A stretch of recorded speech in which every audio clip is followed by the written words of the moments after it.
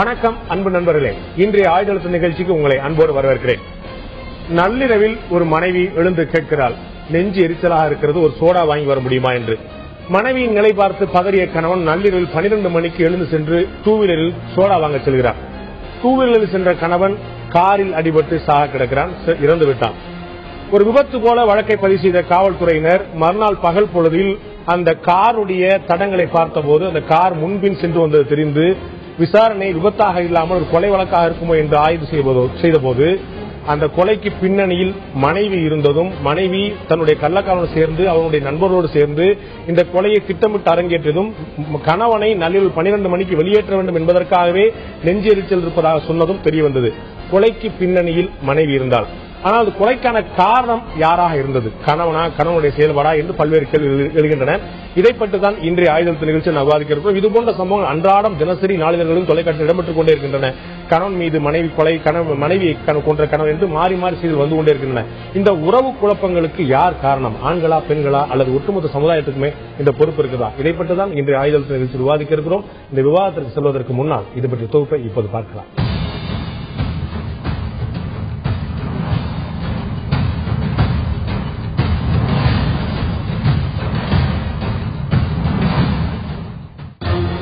பத்திரிகைகளிலும் தொலைக்காட்சி செய்திகளிலும் பாலியல் புகார்கள், பாலியல் வன்முறைகள், கள்ளக்காதல் கொலைகள், முறை தவறிய பாலியல் உறவு சிக்கல்கள் பற்றிய செய்திகள் இடம்பெறாத நாளே இல்லை என்ற நிலை தோன்றியுள்ளது. சாதாரண குடும்ப பெண்கள் எப்படி மனம் பிறழ்கிறார்கள்? கணவனை கொல்லும் துணிவை எங்கனம் பெறுகிறார்கள்? பள்ளிக்கூட சிறுமி முதல் பார் கவுன்சில் பெண் வழக்கறிஞர்கள் வரை, பட்டிக்காட்டு பாமர பெண் தொடங்கி பத்திரிகை துறை பெண்கள் ஈராக பாலியல் அத்துமீறல்களை எதிர்கொள்ளும் சூழல்கள் ஏன், எதனால்? ஆட்டோ சங்கர் தொடங்கி ஆன்மீக தலைவர் ஆசாராம் பாபு வரை பாலியல் குற்றச்சாட்டுக்கு ஆளாகி உள்ளனர். கற்பே புனிதமென பெண்களுக்கு கற்பித்த நாட்டில், பிரம்மச்சரிய ஒழுக்கமே ஆண்மைக்கு அழகு என அர்த்தப்படுத்தப்பட்ட நாட்டில் அதிகரிக்கும் பாலியல் குற்றங்களுக்கு என்ன காரணம்? கூட்டு குடும்ப முறை சிதறியதா? ஒழுக்க கல்வி ஓரம் கட்டப்பட்டு கல்வியின் நோக்கமே காசு பணம் சம்பாதிக்க என்ற புரிதல் உண்டானதா? பாலியல் ஆசைகளை சமூக ஒழுங்கிற்கு உட்பட்டு குடும்ப அமைப்பில் நிறைவேற்றும் பக்குவம் பறிபோனதாலா? சட்டங்களை கடுமையாக்கி இதை குறைக்க வழியுண்டா? சுய ஒழுக்கத்தையும் சமூக கட்டுப்பாடுகளையும் நிலைநிறுத்த என்ன வழி? இதை பற்றிதான் இன்றைய ஆயுதழுத்த நிகழ்ச்சியை நாம் விவாதிக்க இருக்கிறோம். உறவு குழப்பங்களுக்கான அடிப்படை காரணம் என்ன? ஆண்களா, பெண்களா, சமுதாயமா என்பது பற்றி தான் பேச இருக்கிறோம். இந்த விவாதத்தில் நம்முடைய திருமதி சல்மா அவர்கள், கவிஞர் சல்மா அவர்கள் நம்முடைய இணைந்திருக்கிறார். எழுத்தாளரும் கவிஞருமான சல்மா. அதே போல ஓய்வு பெற்ற ஐஏஎஸ் அதிகாரி திரு முருகன் ஐஏஎஸ் அவர்கள் நம்முடைய இணைந்திருக்கிறார். இவர்கள் மட்டுமல்லாமல் வழக்கறிஞர் திருமதி சாந்தகுமாரி அவர்கள் நம்முடைய இணைந்திருக்கிறார். உங்கள் 3 பேரும் இந்த நிகழ்ச்சிக்கு வரவேற்க நண்பர்களே. நான் முதல்ல சிறுபான்மையினராக இருக்கக்கூடிய திரு முருகன் அவர்கள்ட்ட ஆரம்பிக்கிறார் நினைக்கிறேன்.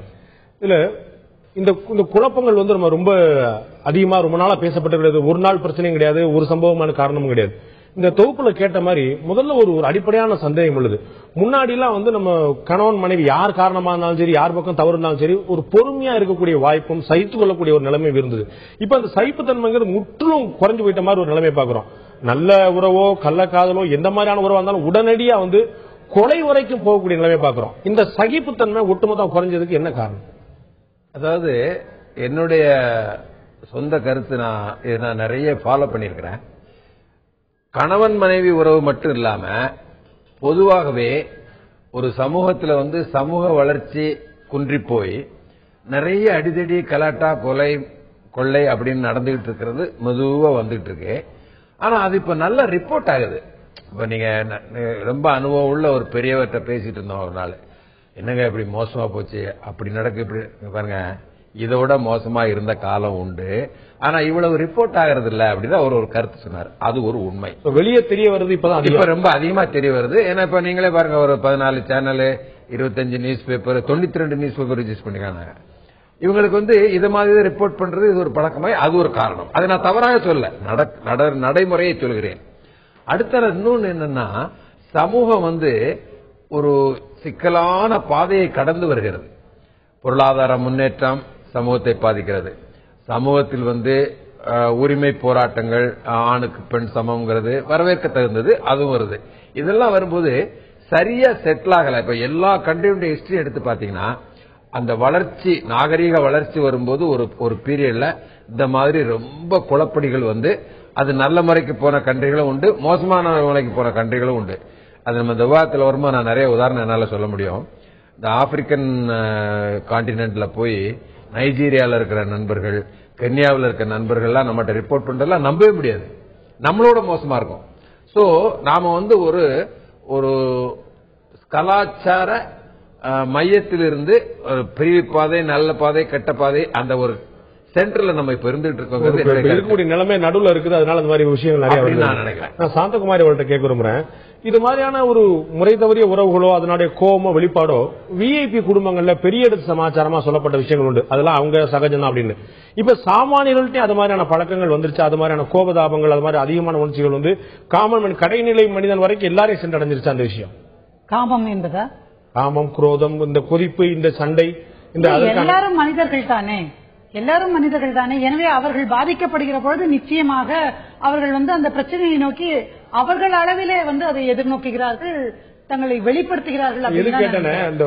நம்ம சோகால்டு விஐபி சொல்லக்கூடியவங்க, பெருந்தனக்காரர்களோ சமுதாயத்தை செல்வாக்கு பெற்றவர்களோ ஒரு தவறை செய்யும் போது, அது வந்து உறவா மட்டும் இல்லாமல் கொள்ளை மாதிரியான ஒரு தவறை, ஒரு கிரைம் நோக்கி அவங்க போகும்போது இதை நம்ம சமாளிச்சிட முடியும், மறைச்சிட முடியும், நம்ம செல்வாக்கு பெற்று வெளியே வந்துட முடியும். அதெல்லாம் இப்போதைக்கு முடியாது. ஏன்னா இன்றைக்கு பாத்தீங்கன்னா உச்ச நீதிமன்றத்தினுடைய ஓய்வு பெற்ற நீதிபதியே கூட பாலியல் வன்முறை புகாரில் சிக்கிய இன்றைக்கு அல்லாடி கொண்டிருப்பதை பார்க்கிறோம். அவர் இன்றைக்கு வகித்துக் கொண்டிருக்கக்கூடிய மனித உரிமை கமிஷனுடைய தலைவர் என்பது கூட இழக்க வேண்டிய ஒரு சூழ்நிலைக்கு அவர் தள்ளப்பட்டிருக்காருன்னு பார்க்கலாம். அதனால இனிமேலெல்லாம் வந்து நீங்க நினைக்கிற மாதிரி இது பெரிய குடும்பங்களுக்கு வேற மாதிரி, மேல்மட்ட மனிதர்களுக்கு வேற மாதிரி, கீழ்மட்ட மனிதர்கள் அப்படியெல்லாம் கிடையாது. யார் ஒருவர் இப்படிப்பட்ட குற்றங்களை இழைத்தாலும் அவர்களுக்கான தண்டனை தயாராக காத்திருக்கிறது. சோ இந்த விஷயத்தை பொறுத்த வரைக்கும் எல்லோருக்கும் அது ஒன்றாதான் இருக்குது. நான் சல்மான்கிட்ட கேட்க விரும்புறேன். இதுல ஒரு அடிப்படையான விஷயம் பார்த்தோம்னா, அவங்க சொன்ன ஒரு உதாரணம் உள்பட நான் கொஞ்சம் பின்னாடி எடுக்கலாம் பார்த்தேன், முன்னாடி எடுக்க வேண்டிய நிலைமை வந்துருச்சு.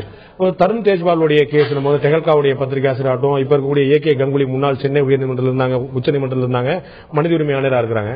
இந்த கேஸ்ல வந்து ஒரு புகார் எழுந்த உடனேயே நாம எல்லாரும் ஒரு முடிவுக்கு வந்துடுறோமா? அப்படிப்பட்ட ஒரு சூழல் நெருக்கடியும் மகளிர் அமைப்புகளும் ஊடகங்களும் மக்கள் மனதிலும் எல்லாத்தையும் எழுந்துருதா? ஒரு புகார் உள்ளாச்சுன்னா ரைட், இவர் செஞ்சிருப்பாரு, இவரா இப்படி செஞ்சார் அப்படிங்கிற மாதிரி ஒரு முன்முடிவுகள்லாம் எடுக்கப்பட்டிருதா? அப்படி சொல்ல முடியாது. வந்து அதுக்காக ஒரு ஆதாரம் இல்லாம ஒரு விஷயத்த வந்து இந்த சமூகம் வந்து நம்புறது கிடையாது. வந்து இன்னைக்கு நிறைய ஆதாரங்களோட தான் அந்த லிப்ட்ல நடந்த விஷயங்கள் வரைக்கும் அந்த பொண்ணு வந்து டீடைலான லெட்டர்ல பதிவு பண்ணிருக்காங்க. வந்து அதே போல இந்த நீதிபதியுடைய கேஸ்லயும் அப்படிதான் வந்து நிறைய அவங்களுக்கு வந்து, ஏன்னா இன்னைக்கு வந்து சமூகத்துல வந்து நம்ம வந்து எவ்வளவு விஷயங்கள் பெண்களுக்கு எதிராக வெளியில வேலைக்கு வர ஆரம்பிச்சதுக்கு அப்புறம் அவங்களுக்கு அடுத்த சுதந்திரத்தை அவங்க பயன்படுத்த ஆரம்பிக்கும் பொழுது அவங்களோட உடம்ப வந்து பயன்படுத்துறதுக்கு இந்த மேல அதிகாரிகள் வந்து முதலாளிகள் வந்து பெரிய அளவுக்கு எப்பவுமே சமூகத்துல அது தொடர்ந்து நடந்து கொண்டிருக்கக்கூடிய விஷயம். பாலியல் பலாத்காரங்கிறது, வன்முறைங்கிறது தொடர்ந்து நடந்து கொண்டிருக்கக்கூடிய விஷயம். ஆதாரம் இல்லாம மக்கள் நம்ப மாட்டாங்கன்னு சொல்லி சொன்னீங்க. நீங்க சொல்லக்கூடிய வெர்ஷன்கள் பாத்தீங்கன்னா ரெண்டுமே அந்த பெண்கள் சொன்ன வெர்ஷன்கள் தான். அதற்கு அந்த திரு ஏகே கங்குலி அவர்களோ திரு தேஜ்பால் அவர்களோ அவங்க என்ன சொன்னாங்க? தேஜ்பால் வந்து மன்னிப்பு கேட்டிருக்காரு. அந்த தனிப்பட்ட முறையில் இங்க மன்னிப்பு கேட்டிருக்காரு. வந்து இல்ல நடந்த விஷயத்துக்கு மன்னிப்பு கேட்க சொன்னாரு. ஒரு மிஸ்கால்குலேஷன், ஒரு தவறான புரிதல் தான் சொல்லி சொன்னாரு. நம்ம ரெண்டு பேருமே இரவுல விருந்துல வந்து சரக்கு எல்லாம் தண்ணி எல்லாம் சாப்பிட்டு இருந்தோம். அந்த நேரத்துல நான் வந்து ஒரு சாதாரணமா ஒரு அட்வான்ஸ் செஞ்ச விஷயம் அப்படின்னு சொன்னாரு. அவங்க எல்லாம் அதை மறுக்கல. இல்ல அப்படி இல்ல, இது வந்து திட்டமிட்டு நடந்த, அவளுக்கு அந்த பெண் மறுக்க நடந்த ஒரு விஷயம் தான். அத வந்து ஏன்னா வந்து இது அந்த பெண் வந்து லிப்டுக்குள்ள வந்து பயன்படுத்தப்பட்ட இடம் வந்து லிப்டுக்குள்ள கேமரா இல்லங்கிறது முக்கியமான ஒரு காரணம். அவர் அதனால அந்த இடத்தை பயன்படுத்தி இருக்காரு. அது மட்டும் இல்லாம அந்த லிப்டுக்கு வெளியில அந்த பொண்ணு மிக பதட்டத்தோட வெளியில வந்திருக்காங்கிறது ஆதாரம் இருக்கு. வந்து இப்ப வந்து ரெண்டு பேரும் ஈக்குவலா சம்மதிச்சு நடந்த ஒரு விஷயமா இருந்ததுன்னா அந்த பொண்ணு வெளியில வந்து சொல்ல வேண்டிய அவசியமே இல்லை. தொடர்ந்து வந்து பணியிடங்கள்ல கிட்டத்தட்ட ஒரு 7-8 நாள் கழிச்சுதான் அலுவலகத்திலே புகார் பண்றாங்க. அதற்கு பிறகு ரொம்ப நாள் கழிச்சுதான் காவல்துறையில புகார் பண்றாங்க. அவங்க நிர்வாக ஆசிரியர் ரோமா சௌத்ரிட்ட வந்து அவங்க சொல்லியிருக்காங்க. ஆனா அவங்க சரியான நடவடிக்கை எடுக்கல. அதுதான் இங்க முக்கியம். அவங்க வந்து அதை கண்டுக்கவே இல்லை. அப்போ வந்து அத இப்ப ஒரு பிரச்சனை வந்து என்னன்னா, ஒரு பெண் வந்து பாதிக்கப்படும் போது அவ இருக்கக்கூடிய இடம் என்ன, அது ரொம்ப முக்கியமான விஷயம். ஒரு பெரிய இடத்துல இருக்கிறப்போ அதை உடனடியாக வெளியில கொண்டு வர முடியுமா? அதை அந்த சமூகம் ஏத்துக்கிறோமா? இல்ல இந்த பாருங்க அவளே சேர்ந்து செஞ்சான்னு சொல்றதுக்கு இந்த சமூகம் தயாரா இருக்கு. இதுதான் இங்க பிரச்சனையா? இல்ல இதுல சார், என்னுடைய அனுபவத்துல கிட்டத்தட்ட 37 வருஷம் கவர்மெண்ட்ல ஒர்க் பண்ணிருக்கிறேன். அதுல வந்து இதே மாதிரி விஷயங்களை நாங்க ஃபேஸ் பண்ணிருக்கோம். அப்புறம் உங்க டிவி சேனல் கிடையாது, அப்புறம் இந்த கம்ப்ளைண்ட் எல்லாம் கிடையாது.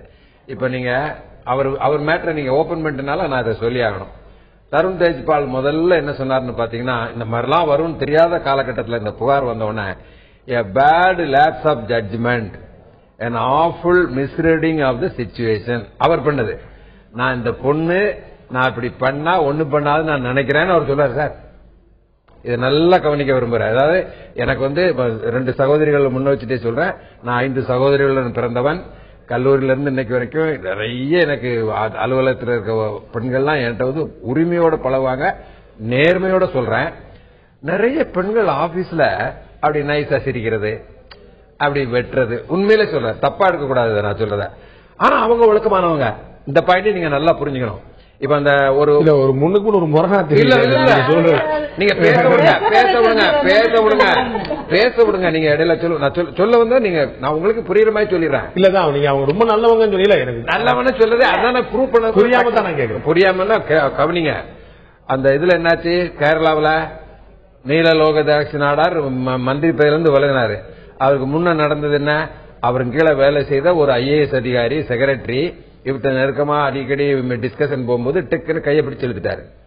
அப்புறம் நான் சொன்னேன், நான் பதவியில இருந்தேன், இந்த பொண்ணு அவர் கையை பிடிச்சு இழுக்கிற மாதிரியான சிரிப்புகளை உதிர்த்தும் அவர்கிட்ட ஒரு மாதிரி நைஸா பேசியும், ஆனா அவ ஒழுக்கமான பொண்ணுன்னு எனக்கே தெரியும். அவளை அவங்க எப்படி பேசுறாங்கன்னா, அது போன்ற சந்தர்ப்பங்களை அவங்க ஏற்படுத்துறாங்க. இல்ல அவங்க என்ன பண்றாங்கன்னா, நம்மகிட்ட வரும்போதே நல்லா சிரிச்சுக்கிட்டு காரியம் செய்திருக்காங்க. சார் நான் மினிஸ்டர் PSR இருக்கும்போது நல்லா அவருக்கு எங்க ஹஸ்பண்ட இப்படி பண்ணிட்டாங்க அப்படின்னு. வெரி சார் ஹஸ்பண்ட் வெளியே இருக்காரு, அவரை கூப்பிட்டு இடியட், நீ ரெப்ரசென்ட் பண்ண வேண்டியதானே, எதுக்கு இந்த அம்மா அனுப்புற அப்படின்னு நான் கத்திருக்கேன். ஸ்டாப் ஹஸ்பண்ட் தான். ஆமா அவருக்கு இல்ல சார், ஹஸ்பண்டுக்கு டிரான்ஸ்பர் கேட்கறது ஒய்ஃப் உள்ள விடுறாரு. ஒரு சில சம்பவங்கள் இல்ல, பெண்கள் நடிக்கிறாங்க, ஆண்கள் எல்லாம் முத்தம குத்துறது. கூப்பிடும் போது நீங்க நான் இந்த பாயிண்ட் சொல்லும் போது இவங்க 2 கொஞ்சம் பொறுமையா இருந்து என் கூட அக்ரி பண்ணுவாங்க பாருங்க. ஒழுக்கமான பெண்கள் கூட இதன் பின்விளைவுகள் என்ன என்று தெரியாமல் தனது உயர் அதிகாரிகளிடம் தங்கள் காரியங்களை செய்யும் போது சிரித்து, அவங்க அயோக்கியங்களும் கிடையாது, மோசமானவங்களும் கிடையாது இந்த பெண்கள். இதை இவன் தப்பா புரிஞ்சுக்கிறான். யாரு, இந்த ஆபீசர். ஓஹோ, நம்ம ஆபீசரா இருக்கனால இந்த பொண்ணு நைஸா நம்மகிட்ட பழகுது, அதான் சொல்றான் நான் மிஸ் ஜட்ஜ்மெண்ட் பண்ணேன்னு. அப்புறம் தான் இவன் தப்பு பண்றான். மிஸ் ஜட்ஜ்மெண்ட் பண்ணவர் ஏங்க லிப்டுக்குள்ள இருக்காரு, ரூம்க்கே கூட சொல்லி வர சொல்லி இருக்கலாமே. இல்லங்க, மிஸ் ஜட்ஜ்மெண்ட் பண்ணவர் லிப்டுக்குள்ள கூப்பிடுறாரு. லிப்ட்ல அவர் அதுவே ரூம்லயே கூட்டிட்டு அத பிரச்சனை மாட்டிடுவாங்க. அதுல எங்க வந்தா கேமரா இருக்கு இல்லையா, அவங்க சொல்றாங்க ஒரு ஆள் அட் எ டைம். அவர் ஒரு லெட்டர் எழுதுறாரு, அதுல நான் உன்னை மகளை போல நினைத்தேன், நீ மகள் என்பதால் தவறாக நினைக்க மாட்டேன் என்று அத்துமீறினேன் அப்படின்னு அவருடைய லெட்டர்ல இருக்கு. அந்த மாதிரி நான் பார்த்தேன். அந்த மகளப்போ என்னுடைய மகளோட ஃப்ரெண்ட் அவரோட டாக்டரோட ஃப்ரெண்ட் அந்த மாதிரி போட்டு இப்படி நடந்தது எனக்கு கொஞ்சம் கில்ட்டியா இருக்குன்னு சொல்லி சொல்றாரு. அவர் மகளப்போ நினைச்சேன்னு சொல்ல அதுல இன்னொரு முக்கியமான விஷயம் நான் அதை கொண்டு போக விரும்புறேன் ஒரு சிறிய இடைவெளிக்கு பிறகு. அதாவது அவர் என்ன சொல்றாருன்னா, இதுல என்னுடைய கால்குலேஷன், என்னுடைய கணிப்பு தவறி விட்டதுன்னு சொல்றாரு. அப்ப கணிப்பு சரியான இடங்களும் கூட முன்னாடி சில விஷயங்கள் இருந்திருக்குமோ, அதுதான் முக்கியமான. சில இடங்கள்ல கணிப்பு சரியா இருந்து அதே மாதிரியா தான் இந்த இடத்துலயும் சரியா வரும் முயற்சினால கணிப்பு தவறியதனால் இந்த மாதிரி பிரச்சனை வந்திருக்கு. அப்ப கணிப்பு சரியான இடங்கள்ல மீண்டும் ஆயுதெழுத்து நிகழ்ச்சிக்கு உங்களை வரவேற்கிற நண்பர்களே. உறவு குழப்பங்களுக்கான காரணம் யார் என்பது பற்றி இன்றைய ஆயுதெழுத்து நிகழ்ச்சியில் விவாதித்துக் கொண்டிருக்கிறோம். நான் சாந்தகுமார் அவர்கள்ட்ட கேட்க விரும்புறேன். இடைவெளிக்கு முன்னாடி சொன்ன மாதிரி ஒரு தவறான கணிப்பு நடக்குது அப்படின்னு சொல்லும் போது சரியான கணிப்புகளும் சில இருந்திருக்குமோ அப்படிங்கிற ஒரு எண்ணம் வருது. அப்ப திரு முருகன் சொன்னது போல இவர்கள் தவறா புரிந்துள்ளார். இந்த மாதிரி இந்த பெண் படிஞ்சிருவாங்க, சம்மதிச்சிருவாங்க அப்படிங்கிற மாதிரி ஒரு தவறான எண்ணத்துக்கு வர்றதுக்கான காரணம் அவங்களுடைய பிஹேவியர் அல்லது அவங்களுடைய அப்ரோச், அவங்க இது எப்படி அவங்கள்ட்ட எப்படி பழகுறாங்க அப்படிங்கிற பொறுத்து இந்த ஆண் ஒரு தவறான எண்ணத்துக்கு வரலாம் அப்படின்னு அப்படிதான் இருக்க வாய்ப்பு இருக்கா? இல்ல இல்ல, எப்பவுமே எந்த குற்றம் நடந்தாலும் அது பெண் சம்பந்தப்பட்ட ஒரு குற்றமாக இருந்தால் பெண்ணை குற்றம் சாட்டி தாங்கள் தப்பித்துக் கொள்வது அப்படிங்கறதுதான் வழக்கமா இருந்திருக்கு. உண்மையில ஒவ்வொரு இடங்களிலும் பார்க்கும்போது நீ ஏன் டிரெஸ் ஒழுங்கா பண்ணல, அதனாலதான் ரேப் பண்ணினாங்க, நீ ஏன் அந்த இடத்துக்கு போன, சக்தி மில் அந்த கால இடத்துக்கு போன, அதனாலதான் உன்னை ரேப் பண்ணாங்க அப்படின்னு தொடர்ந்து எந்த குற்றம் நிகழ்ந்தாலும் அதை பெண்ணை குற்றம் சாட்டுவதே இயல்பா இருக்கு. நீங்க நான் ஒரு கேள்வி கேட்கிறேன். இப்ப நீங்க சொன்னீங்க இல்லையா, அவர் கணித்த கணிப்பு தவறாக இருக்கும் அப்படிங்கிற அந்த நிலைன்னு சொல்றீங்கல்ல, இவர் ஏங்க பொம்பளைய பார்த்தா அந்த மாதிரி கணிக்கிறாரு? இவருக்கு வீட்டுல இருக்கக்கூடிய தன்னுடைய துணைவையோ மனைவியோ அது போதலையா? ஏன் மற்ற பெண்களை அப்படி கணித்து அவர்கள் கிட்டுவார்களா அப்படிங்கிற ஒரு ஆசையில் இருக்காரு. அப்ப கோளாறு இவருடைய மனதிலே இருக்கிறது அப்படின்னு பொருள். இவர் மனசுல அந்த மாதிரி இருக்கு. ஆனா இவருக்கு முன்னாடி நம்ம யூகிச்ச மாதிரி சரியா பொய்யா தெரியல, வேற சந்தர்ப்பங்கள வச்சுப்போம். இவர் கணிப்புக்கு சம்மதிச்ச பெண்கள் என்ன சொல்ல போறீங்க? அவங்களுக்கு போதல அப்படிங்கிற கேள்வி கேட்டா சொல்ல முடியும். அது கன்சென்ட் வந்துருது சார். 2 பேரும் இவருடைய முயற்சி அது மாதிரி தானே தெரியும். நீ சம்மதிப்ப நினைச்சேன், நான் தவறா கணக்கு பண்ணிட்டேன், நான் சாரி அப்படின்னு அவர் சொல்றாரு தவிர அவர் கில்ட்டியா சொல்ல எங்கேயுமே நான் நீ என் மகளோட ஃப்ரெண்டு, நீ எனக்கு மகள் மாதிரி, அப்படியே நான் மகள் மாதிரியான ஒரு பெண்ணை தொடுவதற்கு எந்த தகப்பனும் துணிய மாட்டான். அப்ப இந்த மனுஷனுக்குள்ள ஒரு கல் மனசு இருந்திருக்கு, கள்ள மனசு இருந்திருக்கு அப்படின்னு எனக்கு தோணுது. இதுலதான் உங்கள்ட்ட இல்ல என்ன பாயிண்ட் அவங்க சொல்லல, மகள் மாதிரி அப்படிங்கிற வார்த்தை அவர் சொல்லல, மகளோட ஃப்ரெண்ட் அப்படிங்கிற ஒரு பதிவு பண்ணிருக்காரு. நான் படிச்ச வகையில இதுல முக்கியமான திரு ஏ.கே. கங்குலியுடைய பிரச்சனையிலும் பாத்தீங்கன்னா, திரு தேஜ்பாலுடைய வழக்கு பிரச்சனையும் பாத்தீங்கன்னா, அந்த ஏஜ் டிஃபரன்ஸ் ரொம்ப பெருசானது. மகள் மாதிரிங்கிறது அவங்க இன்டர்ன், இவங்க தான் இப்ப பயிற்சி எடுக்க வந்திருக்கக்கூடிய ஒரு வழக்கறிஞர், இளம் வழக்கறிஞர். அவர் அவங்கள்ட்ட கீழே இருக்கக்கூடிய தன்னுடைய மகளுடைய கிளாஸ்மேட்டா இருக்கக்கூடிய ஒரு பெண். இப்ப இந்த மாதிரி ஒரு அட்வான்ஸ் எடுக்கிறாங்க, ஒரு அட்வான்டேஜ் எடுக்கிறாங்க அப்படின்னா கூட ஒரு ஒத்த வயதோட இருக்கிறவங்கள்ட்ட எடுத்துக்கோன்னா ஒரு சம்மதிப்பாங்களோ இல்லையோங்கிற மாதிரி ஒரு புரிதலா இருக்க முடியும், நியாயம் இல்லாட்டாலும் ஒரு லாஜிக்கா இருக்க முடியும். ஆனா இவ்வளவு வயது வித்தியாசம், கிட்டத்தட்ட 25-30 வயசுக்கு மேல வயசு வித்தியாசமே இருக்கிறவங்க எப்படி வேணாலும் அந்த துணிச்சல் எப்படி வர முடியும்? முதல்ல துணிச்சல், நியாயம் இதெல்லாம் பேசுற ஃபீல்டு அல்ல இந்த ஃபீல்டு. இவங்களுக்கு நல்லா தெரியும். இவங்களே அனுபவத்தில் இருந்திருப்பாங்க, நானும் அனுபவத்தில் இருந்திருப்பேன், நீங்களும் அனுபவத்தில் இருந்திருக்கீங்க. கேரக்டர் இல்லாத ஒரு மனிதன் இருக்கான்னு வச்சுங்க, அவன் கிராமத்தில் இருந்தாலும் சரி, பட்டணத்தில் இருந்தாலும் சரி, அவன் பெண்கள் மீது இச்சை உள்ளவன், நியாயம் பார்க்காதவன், ஒழுக்கம் இல்லாதவன். அதே நேரம் பெரிய பதவியில் இருக்கவங்களும் நிறைய பேர் அப்படி இருக்கிறாங்கிறது எந்த தப்பும் கிடையாது. நாம உலகத்துல எதிர்பார்க்கணும். பிரான்ஸ்ல 92 பேர் மிஸ்பிஹேவ் பண்ணிருக்கிறான் போன 6 monthsல ஒரு கணக்கு. அதை எடுத்து படிச்சு பாத்தீங்கன்னா நம்மளே பரவாயில்லன்னு நினைக்கிற மாதிரி. வளர்ந்து விட்ட நாடுகளிலும் இது உண்டு. அதெல்லாம் இப்ப டிபேட். அதாவது வேலை செய்ய வருகின்ற இடத்தில் எல்லா நாடுகளிலும் உள்ள பெண்கள் அவங்க கவர்ச்சிகரமாக பேசுதல், ஆண்களோட கிளுகிழுப்போட நடந்துகிறது, சிரிக்கிறது, விளையாடுறது, கல்லூரியில கோ எஜுகேஷன் கிளாஸ்ல பண்றது, இது சகஜமாயிடுச்சு சார். நான் அனுபவத்தில் உள்ளதை சொல்றேன். அப்ப என்ன பண்றான் இந்த ஆம்பளையா இருக்கிறவன், அந்த பெண்கள் யோக்கியமானவர்கள் பிஹேவியர் தான் அப்படி இருக்குங்கிறது தெரியாம, இவங்க நம்ம அப்படி தொட்டு பார்க்கலாம் அப்படின்னு நினைக்கிறான். தொட்ட உடனே சில பெண்கள் சரி இனிமே பேச்சை நிறுத்திட்டு போயிருவாங்க, அப்புறம் அது சரியாயிரும், வெளியே வராம போயிடும். ஆனா சிலர் பெரிய கம்ப்ளைண்ட் பண்ணிடுவாங்க, இந்த மாதிரி இஷ்யூ ஆகும். நீங்க அழகா கேட்டீங்க, லைக் தட் ஸ்டேட்மெண்ட். இதே ஆளு இந்த ஜட்ஜ்மெண்ட் கரெக்டா இருந்து இந்த பொண்ணு லிப்ட்ல ஒண்ணுமே சொல்லலன்னா அடுத்த ஸ்டேஜுக்கு போயிருவாரு, அவளை கூட்டு வெளியில எங்கேயா டூர் போயிருவாரு. இந்த விஷயமே வெளியே வந்திருக்காது. அதனால பெண்கள் எல்லோரும் ஒழுக்கம் இல்லாதவர்களும் சொல்ல முடியாது, ஆண்கள் எல்லாருமே எல்லா பெண்களிடம் மோசமா நடக்கிறவங்கன்னு சொல்ல முடியாது.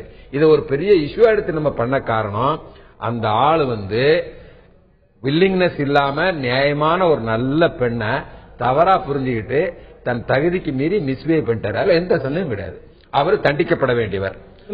இதுல சார் சொன்ன ஒரு பாயிண்ட் பாருங்க, அந்த பெண்கள் கவர்ச்சியா உடை அணிந்து கிளுப்பா பேசி அவங்கள இது பண்றாங்க அப்படின்னு.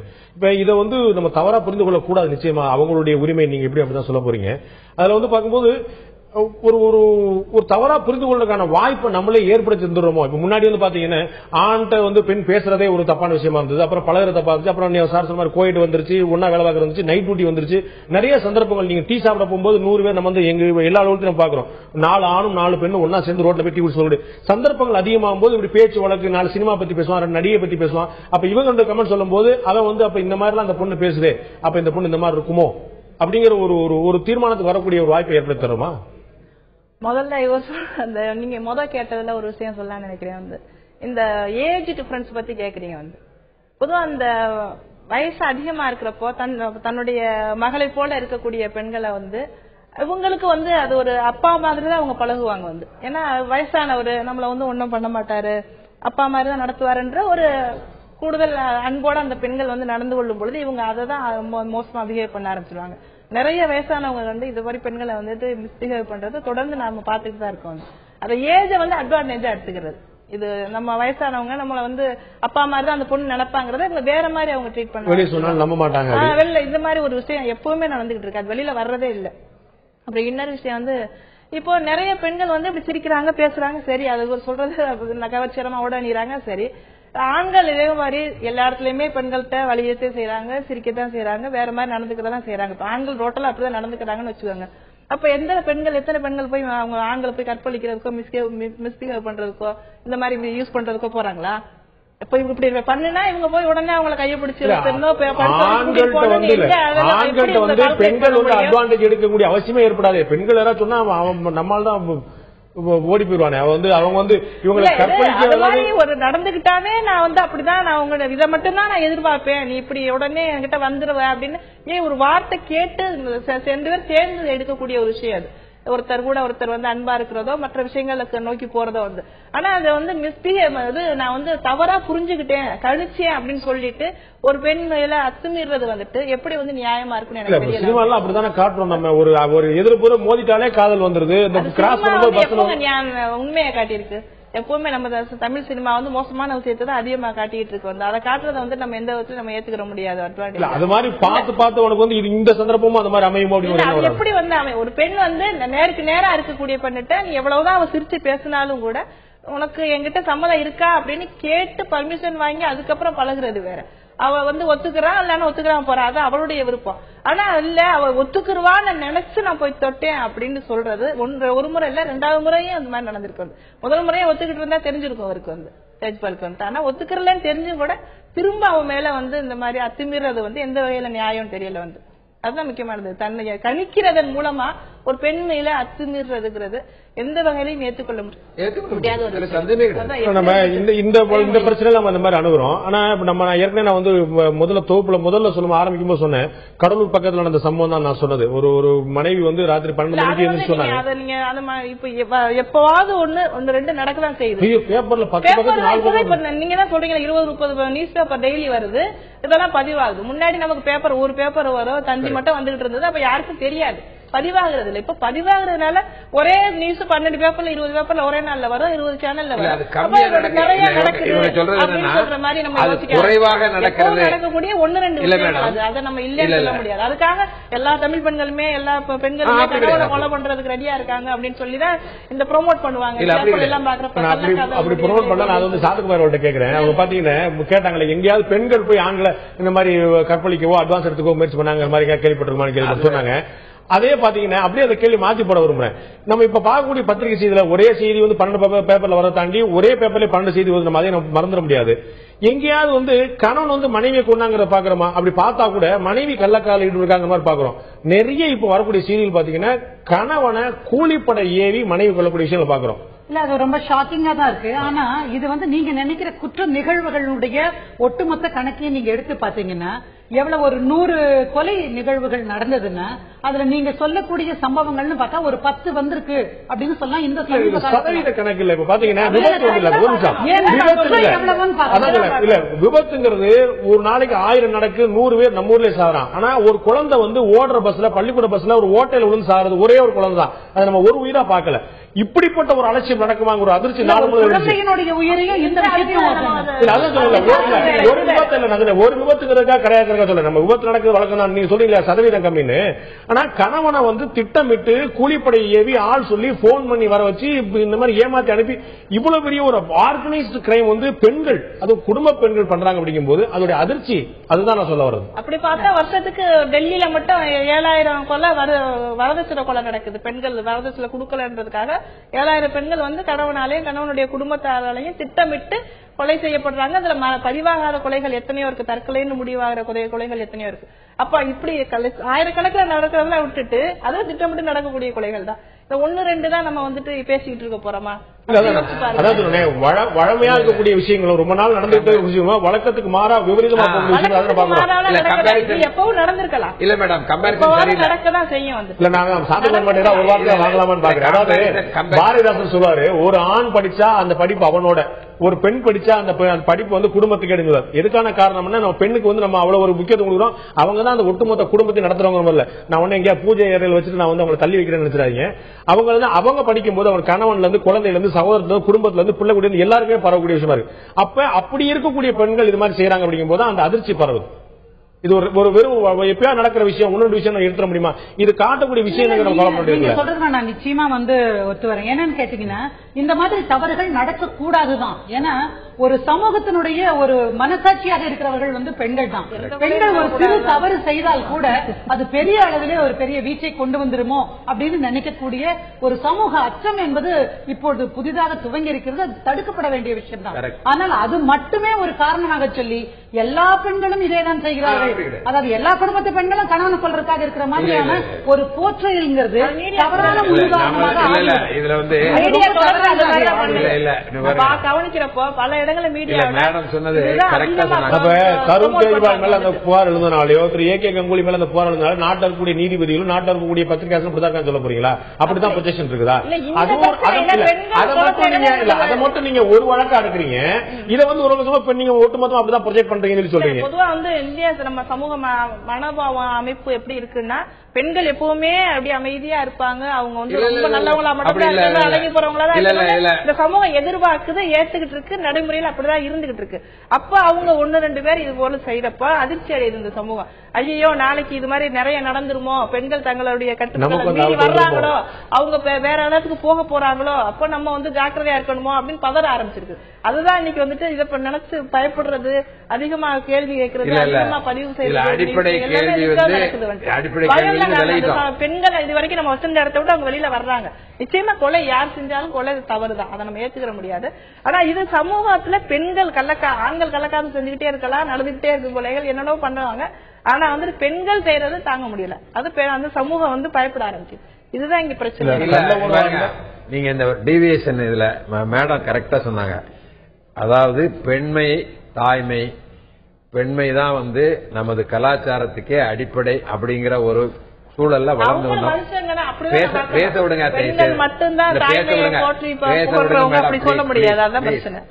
நம்ம கல்ச்சர்ல பெண்மைக்கு ஒரு தனி இடம் உண்டு. அவங்க ஈக்குவல் இல்ல. நம்ம ஒரு ஸ்டடி அதிகமா இப்ப நான் எனக்கு இப்ப 67 வயசு ஆகுது. எனக்கு விவரம் தெரிஞ்ச காலத்துல இருந்து எங்க வீட்டுல 5 சிஸ்டர்ஸ், எங்க அம்மா எல்லாம் சித்தப்பா வந்தா உள்ள ஓடிடணும். யாரு எதுக்கா உடனுங்க கேட்காங்க, நடந்தது சொல்றேன், நீங்க கொஸ்டின் பண்ணாதாங்க தயவுசெய்து. எங்க வீட்டுல ஒரு பிள்ளை பெரிய பிள்ளை ஆயிடுச்சுன்னு சொல்லுவோம். பெரிய பிள்ளை ஆனோன்னு அவளை வச்சு எங்க பாட்டியும் எங்க அம்மாவும் சித்தியும் பேசுறத நான் காதால கேட்டவன் சின்ன பையனா இருக்கும்போது. அங்க இப்படி நிக்கணும், இந்த பக்கம் போயிடணும், கதவை அடைச்சுக்கணும், இப்படி எல்லாம் நான் வளர்ந்தவன் சார். எங்க ஊர்ல பேச விட மாட்டேங்கிறீங்க. பெருமையா சொல்றேன், அவ்வளவு பெருமையா இருந்து எங்க ஊர்ல எல்லா குற்றங்களையும் நான் பாத்திருக்கேன். சின்ன பையனா இருக்கும்போது பெண்களை கையை பிடிச்சு இழுத்த குற்றம் எல்லாம் நான் பார்த்ததாவே ஞாபகம் இல்ல. கல்லூரிக்கு அப்பவும் நாங்க இப்ப பார்க்கும்போது அப்ப நம்ம ஊர்ல குற்றங்கள்லாம் நடக்கல, பெண்களுக்கு இந்த அளவுக்கு கேவலமா போகல. ஆனா இப்போ எல்லா ஆண்களும் காலையில இருந்து சாயந்தரம் வரைக்கும் காலேஜ் போனாக்கி பிள்ளைகள்கிட்ட பழகலாம்னு நினைக்கிறான்.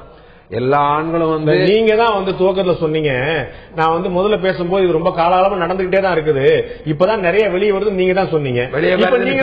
எங்க ஊர்ல இந்த மாதிரி நடக்கல. பேச முடியாது. அவர் சொன்னார் பாத்தீங்களா, அவர் மன்னிக்கிறேன், நம்ம நான் சொல்ல வந்த பாயிண்ட் சொல்ல விட பிளீஸ். அதாவது அப்படி இருந்த ஒரு சொசைட்டில பொருளாதார வளர்ச்சி, நாகரீக வளர்ச்சி, கல்வி வளர்ச்சி, பெண்களுக்கு சம உரிமைன்னு வரும்போது இந்த social culture clashing with each அதர்ல இந்த மாதிரி விஷயங்கள் வந்ததை நம்ம பார்க்க ஆரம்பிச்சோம். அப்படியே போகும்போது அதை நம்ம டிபேட் பண்றோம். இப்ப முன்னாடி மொத்தமா ஆரம்பத்துல சர்வீஸ் ஆரம்பிக்கும் போது ஹோல் ஆபீஸ்ல ஒரு 3 லேடிஸ் இருப்பாங்க. இப்ப மெஜாரிட்டியே லேடிஸ்ங்கிற மாதிரி எல்லாம் ஆபீஸ்லாம் வந்தாச்சு. அவங்க எல்லாம் நல்லா கல்வி கற்று வேலையில இருக்காங்க. அதுல வருகிற சமூக பிரச்சனை தான் இப்ப நம்ம பேஸ் பண்றோம். நீங்க சொல்ற இந்த 2வது சொன்னீங்க பாருங்க, பெண்கள் கள்ளத்தொடர்பு ஏற்படுத்திக்கிட்டு அந்த கள்ளத்தொடர்பை தன் மனச்சாட்சியில் நியாயப்படுத்திக் கொண்டு தேவைப்பட்டால் ஆள் வைத்து கணவனை கொலை செய்யும் போறதெல்லாம் ரொம்பவும் வருத்தப்படக்கூடிய, சமூகம் சீரழிந்து போய்விட்டது என்பதை காட்டக்கூடிய ஒரு முயற்சி என்பது என்னுடைய கருத்து. ஆண்கள் அது போல செஞ்சிருந்த போதெல்லாம் சமூக சீரழி இல்லையா? பெண்கள் அது போல செய்ய ஆரம்பிச்ச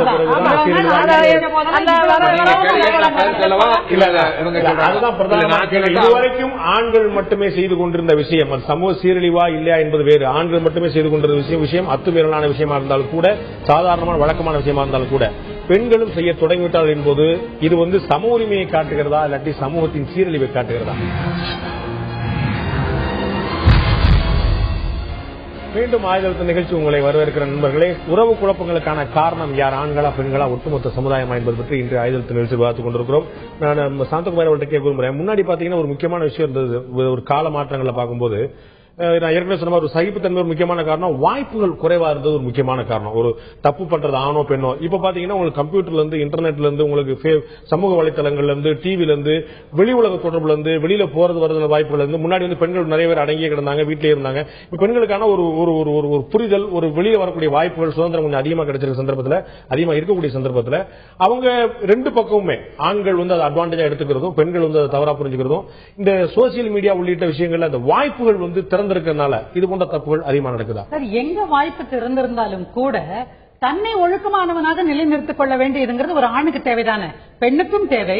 இதுல தப்பு செய்கிறவர் அப்படின்னு வர்றது, குற்றம் சாட்டப்படுகிறவர் ஆண் தானே இதுல. அப்ப அவர் நிறுத்திருக்கலாம் இல்லையா? இப்ப ஒண்ணு இல்ல, கங்குலி விஷயத்திலேயே கூட அவர் நீதிபதி தான், அவர் குழந்தை போல பெண் போல தன் லா இன்டர்ன தட்டினார்னு சொன்னா அதை தட்டாம நிறுத்திருக்கலாமே. ஒரு விஷயம் நீங்க புரிஞ்சுக்கணும், நாகரீகமான சமூகம்னு சொல்றீங்க, நீங்க ஜீன்ஸ் போடுறீங்க, டி ஷர்ட் போடுறீங்க, அதுல வந்து வெளிநாட்டினுடைய மோகம் இங்க வந்திருக்கிறது நான் பார்க்கிறேன். ஆனால் அதே வெளிநாட்டில் இருக்கக்கூடிய பெண்கள் அவர்கள் வந்து அரைகுறை ஆடை தான் அணிந்திருக்கிறார்கள். நீங்க அமெரிக்காவாகட்டும், ஐரோப்பாவாகட்டும், எந்த தேசத்துக்கு வேணாலும் போய் பாருங்க, அவங்க அரைகுறை ஆடை அணிந்தார்கள் கூட அந்த ஆண்களுக்கு அப்படிப்பட்ட அவளை பாலியல் பலாத்காரம் செய்ய வேண்டும் அப்படிங்கிற எண்ணம் வர்றதில்ல. ஆனா உங்களுக்கு மட்டும்தான் சேலை விலகி இருந்தாலே காமக்கண் கொண்டுதான் அதை பார்க்கணும் அப்படின்னு என்ன அடிப்படை? அப்போ மனதுல கட்டுப்பாடு, ஒழுக்கம் என்பது நம்ம கிட்ட அற்று போயிட்டதா அப்படிங்கறது ஒரு அடிப்படையான விஷயம். அங்க வந்து நீங்க ஒருவனுக்கு ஒருத்திங்கிற கட்டுப்பாடு வைக்கல, அங்கனால வேற யாரையாட்டும் அவங்க முயற்சி பண்ண முடியும், கேட்க முடியும், ரொம்ப வெளிப்படையா. ரொம்ப தப்பா நீங்க அப்படியெல்லாம் கிடையாது, அப்படியெல்லாம் இருக்கு வந்துட்டு. நீங்க வந்து அங்க பாருங்க, மாதிரியெல்லாம் கிடையாது சார். நான் சொல்றேன் கேளுங்க, ஒரே ஒரு நிமிஷம். விஷயங்கள்லாம் வந்து அங்கேயும் அப்படிதான் இருக்கு வந்துட்டு. அங்க ஒருவன் பொறுத்திக்கிறானதான் இருக்கா? அங்க பாருங்க, இல்ல இப்பதான் அது நோக்கி வந்துட்டு இருக்காங்க. நமக்கு எல்லாருக்குமே தெரிஞ்ச விஷயம், நம்ம வந்து குடும்பங்களுடைய உறவு நோக்கி இப்பதான் அவங்க வந்துட்டு இருக்காங்க. அவங்க இந்தியாவை ஃபாலோ பண்றோம்னு சொல்லிட்டு இருக்காங்க, நாம தான் அந்த பக்கம் போயிட்டோம். இல்ல ஒரு நிமிஷம் கேளுங்களேன், அங்கேயும் ஒருவனுக்கு ஒருத்தி தான். ஆனா அந்த ஒருவனோடு வாழ்கிற வரைக்கும் அவனுக்கு உண்மையா இருப்பா. அவங்க ரெண்டு பேருக்கு மன ஒத்து வரலன்னா டைவர்ஸ் பண்ணிட்டு அடுத்த ஆணோடு சேருவா, அது தவறே கிடையாது. இது தப்பு கிடையாது. மேடம் சொல்றது கரெக்ட். போயிட்டு இருப்பாங்க. இல்ல நம்ம இந்த ஒரு இடைவெளி நேரத்தில் நீங்க சொன்னீங்க, உங்களுக்கு முன்னாடி கூட சொன்னீங்க, உங்களுக்கு வந்து தேவை ஏற்பட்டா நேரடியா கேளு, அவங்க சம்மதிச்சா போ, இல்லன்னா பேசாம கூட, அது வந்து நேரடியா ஒரு நாகரிகமான விஷயமா நிறுத்து, ஏன் நீ அத்துமீற அப்படின்னு. ஆனா கேட்கக்கூடிய வாய்ப்பு இங்க எத்தனை பேருக்கு இருக்கு, பதில் சொல்லக்கூடிய தன்மை தான் எத்தனை பேருக்கு இருக்கு, அது பெரிய. இப்ப வந்து நீங்க இந்த கையை தட்டி ராத்திரி 11 மணிக்கு குடிச்சு லிப்ட் நடந்து இவ்வளவு சத்தம் நடக்கும் போது நம்ம ஊர்ல இன்னைக்கு இருக்கக்கூடிய நிலைமையில ஒருத்தர் கேட்டாலே ரணகரம் நடக்கக்கூடிய நிலைமை தான் இருக்குது. அப்படிப்பட்ட வாய்ப்பா நமக்கு இங்க இருக்குது. அப்ப வந்து எப்படி அதை பண்ணுவான், நீங்க கேளு அப்படின்னு சொல்றீங்க, கேட்ட முடியுமா ஒருத்தர் இந்த ஊர்ல? இல்ல இப்ப வந்து குடிக்கிறது வந்து இப்ப சமூகத்துல ஒரு எல்லா இடத்துலயும் நடக்கக்கூடிய ஒரு விஷயமா, பெண்களும் ஆண்களும் சேர்ந்து குடிக்கிறது வந்து, சேர்ந்து குடிச்சிட்டு அவங்க கூட வர்றப்போ வந்து இவர் அத்துமீறாரு வந்து. நான் என்ன சொல்றேன்னா, இவ தவறா என்கிட்ட அந்த மாதிரி ஒரு இன்டென்ஷன் அவ காட்டிக்கிட்டே இருந்தா எனக்கு நான் தப்பா யோசிச்சுட்டே அப்படின்னு சொல்றவர் வந்து, ஏன் அதை கேட்டுட்டு அது எனக்கு விருப்பம் இருக்கா அப்படிங்கிற ஒரு வார்த்தையும் கேட்டிருக்க முடியாது. இவர் அத்துமீறதா இங்க பிரச்சனை வந்துட்டு. ஏன் கேட்க முடியாது? கேட்கறதுக்கான பல இடங்கள் இருக்கு, பல இடங்கள் அப்படிதான் நடக்குது வந்துட்டு. கேட்பாங்க, அது நீ என்ன விரும்புறியான்னு கேட்கறது ஒரு சாதாரணமான ஒரு வார்த்தையில முடிஞ்சு போற விஷயம். இங்க அவர் அத்துமீறதான் இங்க பிரச்சனையே வந்து. அது வந்து கேட்கறதுல வந்து இந்த தவறும் இல்ல, அது பல இடங்கள்ல நடந்துகிட்டு தான் இருக்கு வந்து. இவரை தனக்கு இருக்கக்கூடிய அதிகாரத்தை, தான் பெரிய ஒரு இடத்துல இருக்கும், ஒரு சாதாரண ஒரு ரிப்போர்ட்டர், அவரை வந்து நீங்க சொல்றது அந்த பர்டிகுலர் கேஸ் பத்தி சொல்றீங்க. நீங்க அந்த பர்டிகுலர் கேஸ் பத்தி சொல்றீங்க. ஏற்கனவே முன்ன பல உதாரணங்கள் சொன்ன மாதிரி நிறைய இடங்கள்ல சாமானிய குடும்பம் சாதாரணமா அத்துமீறலோ இதுவோ கிடையாது. கணவன் இருக்கிறான், வேற ஒருத்தர் உறவு பாக்குறோம், மனைவி இருக்கிறா, வேற ஒருத்தர் உறவு பாக்குறோம். அங்க வந்து அதிகார பரவலாக்கமோ அதிகார திணிப்போ எல்லாம் கிடையாது. அங்க எப்படி இது நடக்குது? இல்ல எல்லா இடத்துலயுமே இந்த ஆணுடைய மனசுல வந்து ஒரு ஊடாட்டம் இருந்துகிட்டு இருக்கும். பல இடங்கள் அப்படிதான் நடக்குது வந்துட்டு. அது வந்து அவங்க இயல்பாவே இருக்கக்கூடிய ஒரு சமூக பிரச்சனை வந்து. அது ஆண்கள் எப்பவுமே அது இன்னைக்கு இந்த சமூகம் வந்துட்டு பொருளாவே காட்டக்கூடிய ஒரு நிலையில தான் பொருளாவும் உடம்பாவும் பார்க்கக்கூடிய ஒரு நிலையில இது பல இடங்கள்லயும் ஆண்களுடைய மனசுல ஒரு விஷயமா சினிமா எப்படி பெண்ணை காட்டுது, பெண்ணை வந்து உடம்பா மட்டுமே பார்க்கக்கூடிய ஒரு சமூக போக்கு இருக்குன்னு சொல்றீங்க. பெண்கள் வந்து தன்னுடைய உடம்பை மட்டுமே முன்னிறுத்தக்கூடிய மாதிரி ஆடை அணியும் போது அவர் சொல்றது கரெக்டா தான் இருக்கும். அவங்க வந்து ஏன் அந்த மாதிரி வர்றாங்க ஒரு எண்ணம். நான் வந்து வெறும் உடம்பா பாக்குறேன், ஒரு தப்பு நான் பண்றேன். ஆனா நீங்க உடம்பத்தை உங்களுடைய புத்தியோ, உங்களுடைய அறிவு கூர்மையோ, உங்களுடைய உங்களுடைய எழுத்தையோ திறமையோ முன்னிறுத்தாம உங்களுடைய உடம்பு முன்னிறுத்தீங்க. அது யார் அப்படி பண்றா? நீங்க என்ன எப்படி சினிமாவில் நடிக்கிறவங்களை தவிர்த்து மற்ற யார் அப்படி பண்றாங்கன்னு இன்னைக்கு சென்னையில நம்ம பார்க்கக்கூடிய உடை நாகரீக உடை இன்னைக்கு வந்துட்டு உலகமயமாக்கலின் மூலமா அவங்களுக்கு பிடிச்ச உடை சொல்லுங்க. நாகரீக உடை உடை வந்துட்டு உலகமயமாக்கல் மூலமா என்னுடைய தனிப்பட்ட விருப்பம். உங்கள்ட்ட தான் வரப்போறேன், நேரடியாக வரப்போறேன். அதுக்கு முன்னாடி ஒரே ஒரு சில முக்கியமான விஷயம். நாம இந்த விவாதத்தில் கலந்துட்டு இருக்கோம், பேசிட்டு இருக்கோம். இந்த சமூக பிரச்சனைகளுக்கான உறவு குழப்பங்களுக்கான காரணம் யார், ஆண்களா பெண்களா சமூகமா என்று இது பற்றி மக்கள் என்ன கருதுகிறார்கள், குறுஞ்செய்தி மூலமாக கருத்து அவருடைய கருத்துக்களை அவருடைய அனுப்பிய கருத்து மக்கள் கருத்து என்ன இப்போது பார்க்கலாம்.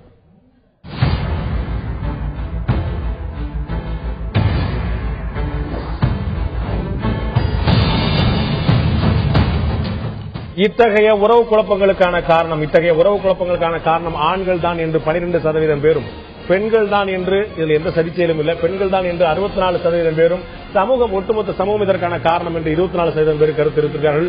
ஆண்கள் தான் என்று 12% பேரும், பெண்கள் தான் அப்படின்னு 64% பேரும், சமூகம் தான் 24% பேர் சொல்லியிருக்காங்க.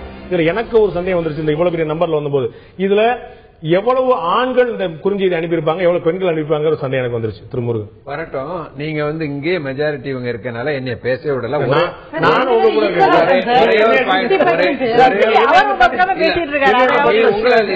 அவங்களோட குற்றச்சாட்டு என்ன, ஒரே ஒரு பாயிண்ட் மட்டும் சொல்றேன். இப்ப நம்ம விவாதிக்கிறது கெட்ட குணாதிசயங்களுடன் பெண்களை பலாத்காரம் பண்ணுபவன், பெண்களோடு இச்சை கொண்டு தவறு செய்யறவனை பத்தி நம்ம பேசுறோம். அதை மறந்துருங்க. அதை மறந்துட்டு சொசைட்டியை பாத்தீங்கன்னா, நான் போன தடவை ஒரு நிகழ்ச்சியில இதை தெளிவா சொன்னேன், அதை விவாதம் பண்ணோம். ஏர்போர்ட்டுக்கு போறேன் சார். ஒரு 10 வருஷத்துக்கு முன்ன நான் ஏர்போர்ட்டுக்கு போய் நிறைய, இப்ப மேடம் அடிக்கடி வெளிநாட்டு போறவங்க, நானும் அடிக்கடி போறவன். அங்க நமது பெண்கள் முன்னாடி வந்ததுக்கும் இன்னைக்கு வர்றதுக்கும் வித்தியாசம் இருக்கு. இவங்க நாகரிக வளர்ச்சிங்கிறாங்க. நாகரிக வளர்ச்சிக்கும் சரி, பப்ளிக்ல போகும்போது இந்த மாதிரி ட்ரெஸ் பண்ணக்கூடாது, இந்த மாதிரி நம்ம பிஹேவ் பண்ணக்கூடாதுன்னு வயது வந்தவர்கள் 45-50 வயசானவங்க கூட ஒரு மாதிரிலாம் வர்ற ஸ்டேஜ்லாம் வந்தாச்சு. அதே மாதிரி அலுவலகத்துக்கு வருகிறவர்கள் அவர்கள் ஒழுக்கமானவர்களாக இருந்தாலும் அவங்க கேட்கிற கேள்விதான், இவங்க இப்படி ஆடையெல்லாம் அணிஞ்சிட்டு வரக்கூடாது. சொல்லனா வருகிறார்கள், பேச விடுங்க மேடம். வரும்போது இந்த ஆண்கள் அவர்களை தவறான கண்ணோட்டத்தில் பார்க்க கூடாது அப்படிங்கிற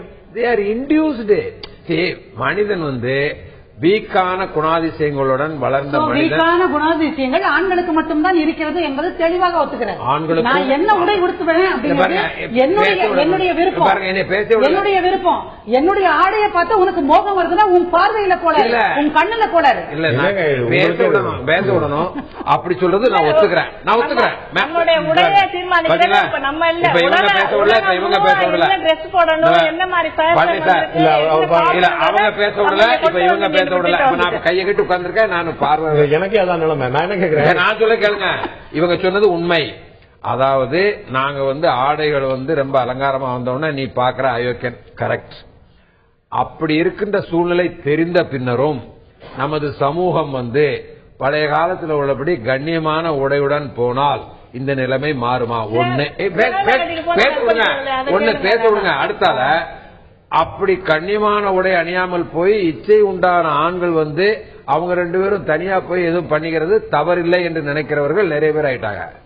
நமக்கு ரிப்போர்ட் ஆறது 1%, 0.1% தான். இல்ல பிரச்சனை வரும்போதுதான். ஆமா, அல்லது அவங்க பாட்டுல ஜாலியா இருக்கலாம் அப்படிங்கிற மாதிரி சொசைட்டி போயிட்டு இருக்கு. ஒரே ஒரு சின்ன கேள்வி, எப்ப பார்த்தாலும் பெண்கள் இப்படி இருக்கணும், பெண்கள் இப்படி நடக்கணும், பெண்கள் இப்படி போறணும்னு சொல்றீங்களே, எப்பதான் இந்த ஆம்பளைகளுக்கு புத்தி சொல்ல போறீங்க? ஆண்கள் இப்படி நடக்கணும், சரியான பார்வை பார்க்கணும், சமத்துவமா பழகணும், நீங்க ஃப்ரெண்ட்ஷிப்பா பழகினா தப்பு இல்ல, அத்துமீறும்போது தானே அது வன்முறைன்னு வருது.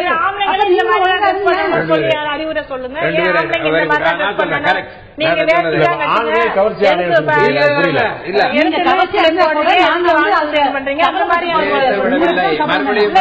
மறுபடியும்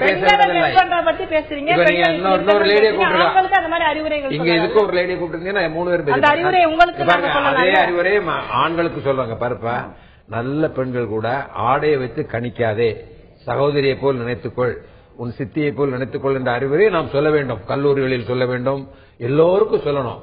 ஆனா அதையும் மீறி நடக்கின்ற தவறு உலகமெல்லாம் நடக்குது. அந்த தவறு நடக்கும் போதுதான் நமக்கு இது ஞாபகம் வருது. சமூகத்தை திருத்துவதற்கு சமூக வளர்ச்சி பாருங்க, நார்வேல ஒரு குழந்தைய சரியா பார்க்கணும்னு அப்பாவும் அம்மாவும் அரெஸ்ட் பண்றான். அந்த மாதிரியான விஷயங்கள்லாம் இன்னும் நமக்கு வரப்போகுது. ஆனா ஒரு சைடா பார்க்காதங்க. இந்த பெண்கள் குற்றம் சொல்றாங்களே, அந்த பெண்கள் அவர்களும் ஒழுக்கமாக அலுவலகங்களில் ஆண்களின் இச்சையை தூண்டாமல் நடந்து கொள்ள வேண்டும் என்று அறிவுரை கொடுங்கள். இது என்ன, அது என்னமோ கைய பிடிச்சி இழுங்கன்னு சொல்லி பெண்கள்லாம் கல்லூரியில பெண்களை எப்படி பார்க்கணுங்கிற பாடம் நடத்தின அவர் சொல்லும் போது நீங்க அமைதியா இருந்தீங்க. அதே போல பெண்களும் சொல்லணும் போது அது பொதுவா ரெண்டு பேரும் நம்ம சொல்லலாமே ஒழிய நீங்க இச்சையை தூண்டுற மாதிரி ட்ரெஸ் பண்ணிட்டு வராதீங்க அப்படின்னு சொல்லி பெண்களுக்கு திரும்ப திரும்ப அறிவுரை சொல்றதா இங்க பிரச்சனையாது. ஏன் ஒரு சமூகத்துல பழகுறதுங்கிறத பொதுவா எல்லாருமே எப்படி எடுத்துக்கணுமோ அது சொல்லலாம்.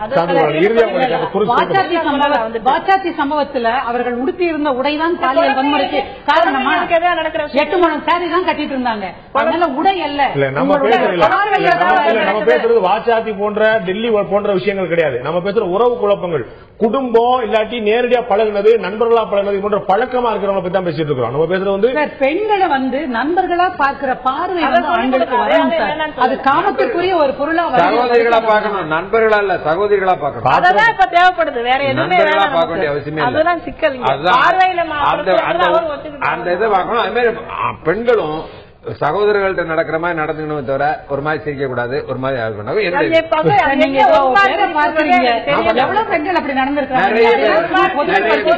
நிறைய பேர் நான் என்ன சொல்றேன், நிறைய பேர் அப்படி நடக்கிறதுனால குற்றம் நிகழ்கிறது சொல்றதை தவிர எல்லா பெண்களும் அப்படி நடக்கிறாங்க நான் சொல்ல. இச்சையோடவே அலைகிறாங்க சொல்லாதீங்க, அதுவும் தப்பு. சொல்லலாம். ஆனா மறுபடியும் நான் சொல்றேன், பார்வையாளர்களும் ஒத்துக்கொள்வார்கள், வெளியே சொல்லாம இருப்பாங்க. அதாவது அலுவலகங்களிலும் சரி பொது இடங்களிலும் சரி பெண்கள் பழைய காலத்தில் கண்ணியமாக தலையை கொண்டு போன மாதிரி போனா இந்த சிக்கலே வராது. அவங்களுக்கு எந்த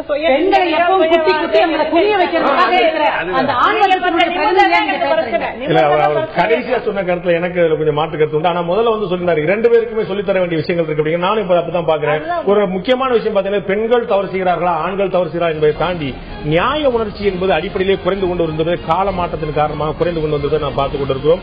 ஆண்கள் தவறு செய்தால் பெண்களும், பெண்கள் தவறு செய்தால் ஆண்களும் திருத்த வேண்டிய நிலைமை போய் போட்டி போட்டு தவறு செய்யக்கூடிய நிலைமை ஏற்பட்டால் ஒட்டுமொத்த சமூகமும் சீர்கெட்டு போகும் என்பதுதான் அடிப்படையான உண்மை. இந்த நிகழ்ச்சி கலந்து கொண்டு கருத்திருத்த சல்மா அவர்கள், முருகன் அவர்கள், சாந்தகுமார் அவர்கள் 3 பேருக்கு நன்றி.